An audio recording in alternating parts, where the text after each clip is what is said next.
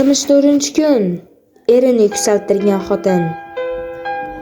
Mashhur amerikalik roman-navis Nathaniel Gotorin butun obro'-e'tibori uchun doimo rafiqasiga tashakkur aytar va undan buning uchun o'zini qarzdor his qilardi. Sabab nima deb o'ylayotgandirsiz? Sabab ayolining aql-farosati. Gotorin hayotining o'rta yerida o'ziga bo'lgan ishini yoqtirgandi. Nima qilishini bilmay boshi qotgan bir vaqtda Gotorinning rafiqasi unga "Boshingni ko'tar" dedi. So'ng borib shkafdan bir qop pul olib chiqdi. Keyin so'zda davom etdi.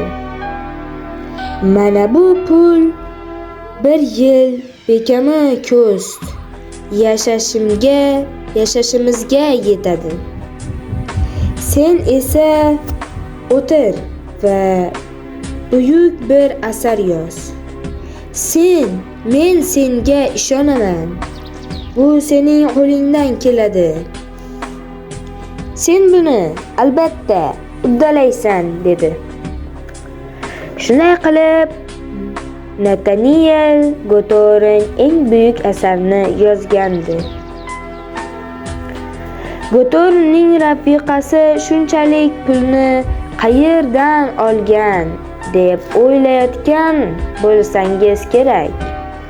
U eri unga uy xarajatlari, o'ziga kiyim, atir, uppa uchun bergan pullardan yig'ib borgan.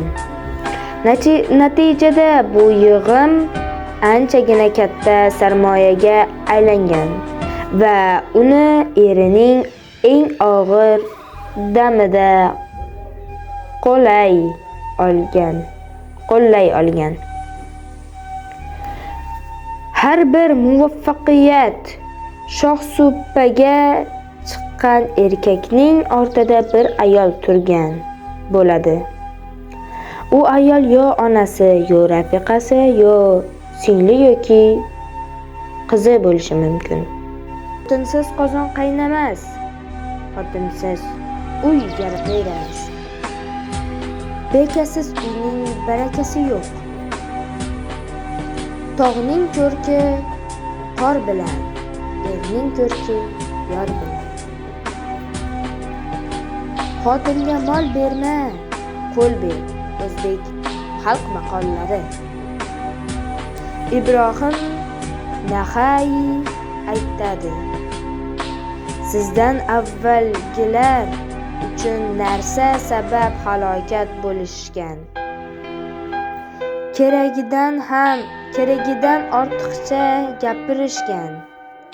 Keragidan ortiqcha yeyishgan, keragidan ortiqcha uxlashgan.